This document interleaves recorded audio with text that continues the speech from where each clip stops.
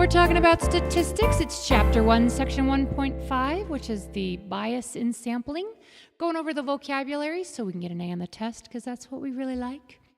First of all, bias. If the results of the sample are not representative of the population, then the sample has bias. Sampling bias means that the technique used to obtain the sample's individuals tends to favor one part of the population over another. That means it's not random. There could also be undercoverage, which is a type of sampling bias where part of the population has a lower chance or no chance at all of being in the sample. That means the frame is incomplete. There could be undercoverage there. A non-response bias exists when individuals selected to be in the sample who do not respond to the survey have different opinions from those who do respond. A response bias exists when the answers on a survey do not reflect the true feelings of the respondent. Now, respondent bias can occur in a number of ways. One of them is interview error. That's where the nature or wording of the interviewer can affect the truthfulness of the responses.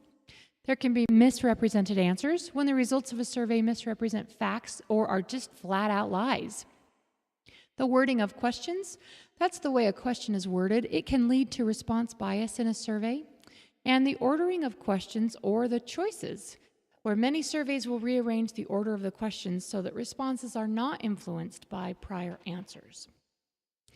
There are two types of questions. The first one is open. That allows the respondent to choose his or her own response. And the second one is closed. That requires the respondent to choose from a list of predetermined responses. Types of errors, there are just two listed here in the book. Non-sampling errors are a result from undercoverage, non-response bias, response bias, or data entry error, and sampling error, which results from the use of a sample to estimate information about a population, but the sample gives incomplete information about a population.